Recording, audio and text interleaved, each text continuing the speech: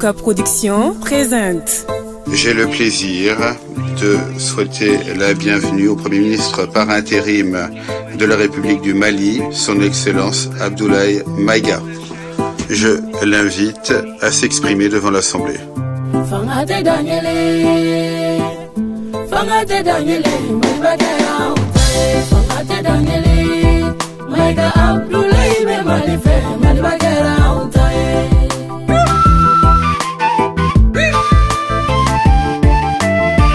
Monsieur le Président de l'Assemblée générale, Mesdames et Messieurs les chefs d'État et de gouvernement, Monsieur le Secrétaire général de l'Organisation des Nations Unies, Mesdames et Messieurs, de prime abord, je voudrais m'acquitter de l'agréable devoir de vous adresser les chaleureuses salutations du peuple malien, riche de sa diversité culturelle, religieuse et ethnique, ainsi que celle de son Excellence, le colonel Assimi Goïta, président de la transition, chef de l'État.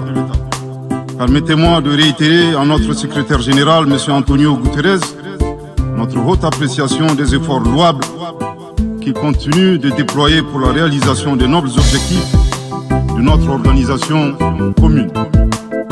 Nous sommes convaincus que vous êtes un ami du Mali et du Sahel. L'amitié reposant sur la sincérité, souffrez que je vous exprime mon profond désaccord suite à votre récente sortie médiatique, au cours de laquelle vous prenez position et vous vous exprimez sur l'affaire des 46 mercenaires ivoiriens, qui est une affaire bilatérale et judiciaire entre deux pays frères. C'est évident que la qualification judiciaire des infractions liées à cette affaire ne relève pas des attributions du secrétaire général des Nations Unies. Au Mali, notre administration ne travaille pas sur la base de l'oralité ni des déclarations par voie de presse.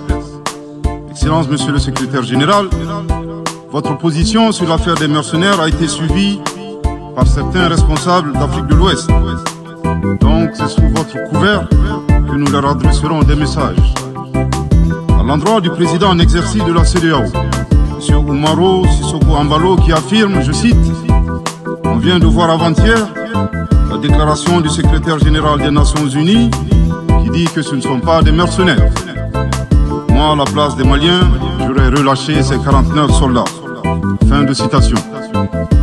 Je voudrais très respectueusement signifier à ce dernier qu'il existe un principe de subsidiarité, d'ailleurs au contour flou entre la CEDEAO et les Nations Unies, et non un principe de mimétisme. Également, il est important de lui préciser que le secrétaire général des Nations Unies n'est pas un chef d'État, et le président en exercice de la CEDEAO n'est pas un fonctionnaire. Par conséquent, il serait indiqué qu'il ne banalise pas la CEDEAO. Je voudrais signaler au président en exercice de la CEDEAO qu'à la fin de son mandat, les peuples ouest-africains le jugeront sur les efforts qu'il a fournis pour améliorer les conditions de vie des populations et non des shows médiatiques servant à des agendas étrangers.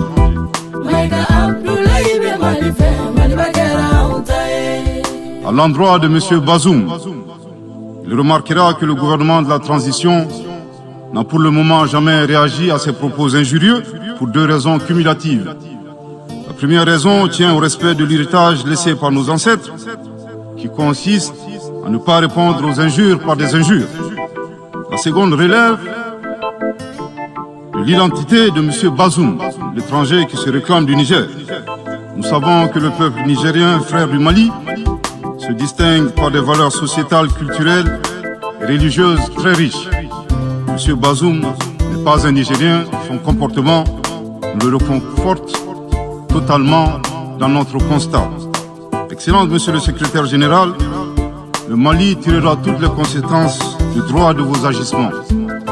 Devant Dieu et en leur âme et conscience, nous demandons à ceux qui refutent notre version d'indiquer s'ils accepteront que les militaires ayant dissimulé leurs identités en mettant sur leurs passeports qu'ils sont peintres, maçons, etc., avec des armes débarquent dans leur aéroport sans que le pays de destination n'ait été au préalable informé et dans le dessein funeste de déstabiliser ce pays. S'ils ne l'acceptent pas en tant qu'État,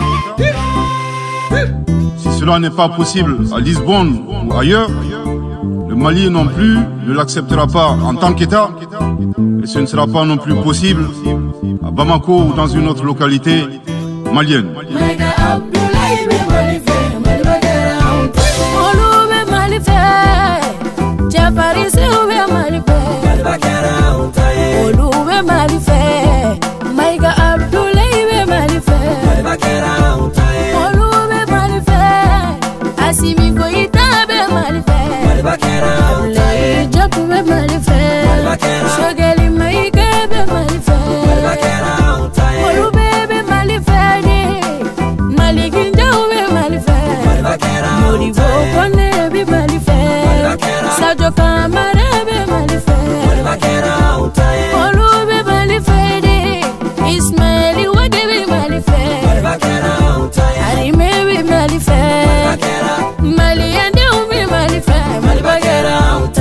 Monsieur le Président, le monde se souviendra qu'après avoir été abandonné en plein vol le 10 juin 2021 par la France, qui a unilatéralement décidé de retirer la force Barkhane du Mali, mon pays a été ensuite poignardé dans le dos par les autorités françaises. La précision est d'autant plus utile que nous refusons tout amalgame avec le peuple français que nous respectons. Les autorités françaises, profondément anti-françaises, pour avoir régné les valeurs morales universelles et trahi le lourd héritage humaniste des philosophes des Lumières, se sont transformées en une junte au service de l'obscurantisme. Je répète, les autorités françaises, profondément anti-françaises, pour avoir régné les valeurs morales universelles et trahi le lourd héritage humaniste des philosophes des Lumières, se sont transformés en une junte au service de l'obscurantisme. Je répète pour une dernière fois. Les autorités françaises, profondément anti-françaises, pour avoir régné les valeurs morales universelles et trahi le lourd héritage des philosophes des Lumières, se sont transformés en une junte au service de l'obscurantisme. Obscurantisme de la junte française qui s'est rendue coupable d'instrumentalisation des différences ethniques, en oubliant si vite sa responsabilité dans le génocide contre les Tutsis au Rwanda. Coupable également de tenter désespérément de diviser les Maliens, enfants d'une même famille. Enfin, obscurantisme de la junte française qui a violé l'espace aérien malien en y faisant voler des vecteurs aériens tels que des drones, des hélicoptères militaires et des avions de chasse plus d'une cinquantaine de fois, en apportant des renseignements, des armes, des munitions aux groupes terroristes. Afin de se donner une bonne conscience, la junte française accuse le Mali de n'avoir pas été reconnaissant en se gargarisant de la mort regrettable de 59 soldats français au Mali lors de diverses opérations de lutte contre le terrorisme. À cette triste accusation, nous rappelons que dans la majorité des interventions d'officiels maliens et des cérémonies, nous rendons systématiquement un hommage à l'ensemble des victimes de l'insécurité au Mali, sans distinction de nationalité, donc y compris les 59 Français décédés. Aussi, nous les invitons à ne pas s'arrêter à si bon chemin et de remonter le temps, en passant par leur intervention en Libye, décriée par toute l'Afrique, sans oublier la participation forcée des milliers d'Africains à la Première et la Seconde Guerre mondiale, sans oublier la traite négrière qui explique le sort économique de beaucoup de pays. Combien d'Africains sont-ils morts pour la France et le monde libre dans lequel nous vivons? Monsieur le Président, eu égard à la gravité des faits commis par la junte française, le Mali, dans sa lettre en date du 15 août 2022, a demandé la tenue d'une réunion d'urgence du Conseil de sécurité des Nations Unies. Cette réunion a pour objet de permettre au Mali de présenter les éléments de preuve en sa possession, démontrant que l'armée française a agressé en de maintes reprises mon pays, en violant de manière répétitive et fréquente l'espace aérien malien, sans autorisation des autorités maliennes, et parfois en falsifiant des documents de vol. plus grave, Monsieur le Président, le Mali sera en mesure de prouver que la junte française a fourni des renseignements et des armes à des groupes terroristes. Le gouvernement du Mali s'interroge sur les raisons qui poussent cet État membre du Conseil de sécurité, de surcroît assurant la présidence de cet organe, à faire obstacle au débat en vue de la manifestation de la vérité. Le monde doit être édifié sur les faits graves qui se sont déroulés au Mali et qui sont à la base de l'aggravation de l'insécurité et de la déstabilisation du Mali et du Sahel.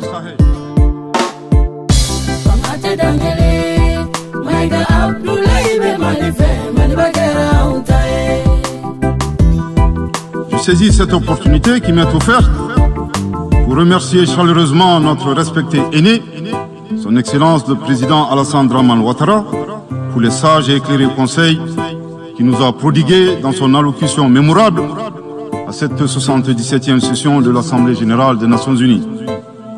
Je voudrais le rassurer que les autorités de la transition malienne n'ont d'autres objectifs que de faire des réformes politiques et institutionnelles avant d'organiser des élections, tout en luttant obstinément contre le terrorisme. Ces réformes permettront d'améliorer la gouvernance et toutes les dispositions seront prises pour que la démocratie malienne soit la plus enviée au monde. Dans ce chantier, nous prêterons une attention particulière au troisième mandat qui ne sera pas possible. Le troisième mandat. Le troisième mandat pour un public moins averti consiste pour un président de la République d'effectuer une manœuvre en 4 temps en vue de conserver le pouvoir pour lui seul et son clan. Premier temps, presque en fin de second mandat, donc en principe non rééligible, il s'agit pour le président de la République sortant de déclencher une révision constitutionnelle de manière non consensuelle.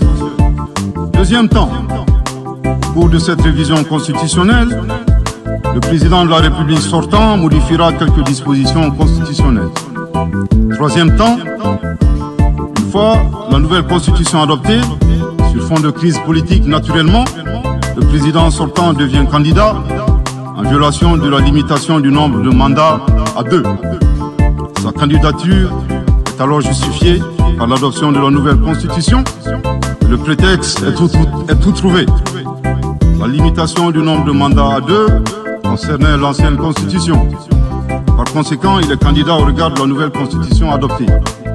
Quatrième temps, une farce électorale est organisée. Forcément, il remporte les élections. Et s'ensuit une chasse impitoyable aux opposants politiques, dont certains sont arrêtés, d'autres s'exilent et d'autres assassinés. Les allégeances sont obtenues grâce au pouvoir de l'argent, le clientélisme et les intimidations. Dans un langage plus simplifié et en référence à une métaphore footballistique, le troisième mandat est une magie. C'est l'art de se dribbler soi-même tout en gardant le ballon.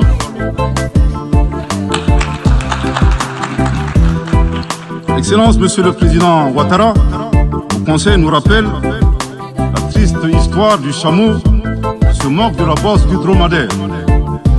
Malgré les efforts tangibles de la transition malienne, dans la mise en œuvre des chronogrammes des réformes politiques et institutionnelles et celui des élections, salué par la communauté internationale, Madame la ministre des Affaires étrangères de la junte française, à qui le Mali n'a pourtant rien demandé, a estimé qu'il n'y avait pas eu de progrès, oubliant que nul ne peut aimer le Mali plus que les Maliens eux-mêmes. Sa position singulière et son adversité ne nous surprennent guère. Victor Hugo, dans Claude Gueux, a classé le genre humain en 2 catégories, en indiquant, je cite, qu'il y a des hommes qui sont fers et des hommes qui sont aimants. Fin de citation. Madame le ministre, dont il s'agit malheureusement, n'est ni fer, ni aimant, elle est hideusement sui generis. Devant l'incertitude et les situations étrangères, le peuple malien adopte une attitude prudente. C'est ce que l'écrivain et le sage Amadou Hampâté-Bâ met en relief en conseillant dans l'étrange destin de Wangrin que, je cite, « Si observer est une qualité, savoir se taire préserve de la calamité. » Fin de citation.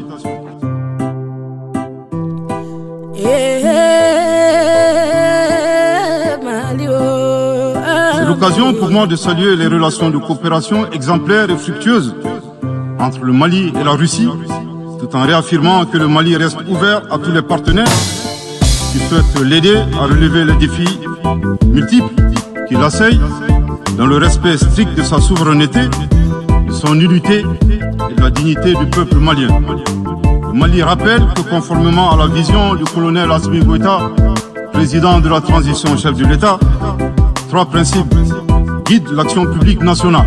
Premier principe, le respect de la souveraineté du Mali. Deuxième principe, le respect des choix stratégiques et de partenaires opérés par le Mali.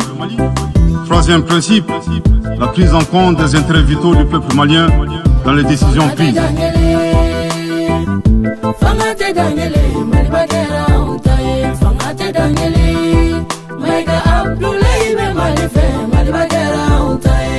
En application de ces principes, le Mali reste disposé à poursuivre et à renforcer ses relations de bon voisinage avec l'ensemble des pays qui l'entourent.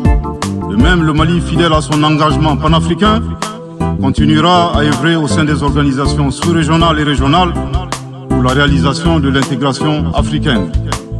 Également, l'atteinte des objectifs de la transition requiert l'accompagnement de l'ensemble des partenaires du Mali, y compris les Nations Unies. J'en appelle donc aux amis du Mali à rester mobilisés aux côtés du gouvernement en vue de l'aider à relever ensemble ces défis importants. Pour la grande majorité des États du monde, convaincus par le respect mutuel et le partenariat gagnant-gagnant, je leur garantis que les portes du Mali leur sont grandement ouvertes et les Maliens les accueilleront les bras ouverts. Pour la minorité qui serait tentée de ne pas respecter ces principes, nous leur promettons qu'ils feront face à des millions de Assimi Goïta soucieux de défendre leur honneur, leur dignité et leurs intérêts vitaux. Je terminerai en donnant 2 conseils aux nostalgiques de la domination. Ayez le sens de l'empathie en traitant les autres comme vous voudrez être traités ou en ne faisant pas aux autres ce que vous ne voudrez pas qu'on vous fasse. Le second conseil, revoyez vos copies, revoyez vos modèles, revoyez vos logiciels pour intégrer le changement de mentalité, l'évolution du monde dans vos grilles de lecture et d'analyse. Sortez du passé colonial et entendez la colère, la frustration, le rejet qui remonte des villes et campagnes africaines, des populations africaines, et comprenez que ce mouvement est inexorable. Grâce au principe de la multiplication fractale, vos intimidations et vos actions subversives n'ont fait que grossir le rang des Africains soucieux de préserver leur dignité. S'il n'était qu'une centaine aux indépendances, aujourd'hui nous sommes des millions. Et demain, tant que les paradigmes inégalitaires demeureront, nous serons des milliards. Le Mali et son peuple ne seront pas des spectateurs face aux assauts et l'adversité. Pour chaque mot employé de travers, nous réagirons par réciprocité. Pour chaque balle tirée contre nous, nous réagirons par réciprocité. C'est à ce prix qu'une nouvelle ère sera une réalité.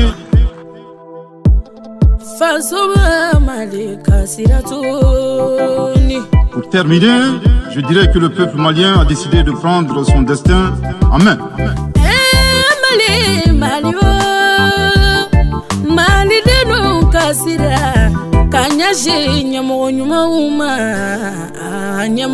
Dieu bénisse le Mali et préserve les Maliens des forces obscurantistes et destructrices du monde.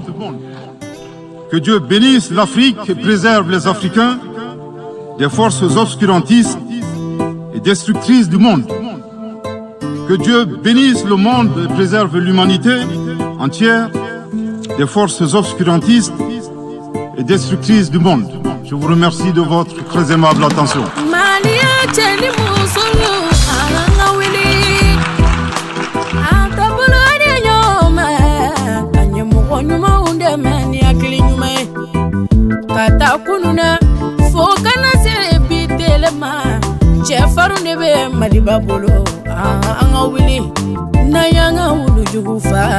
Dotanaki, anga nyumo nyuma undamani akili nyuma. Fangate dangele.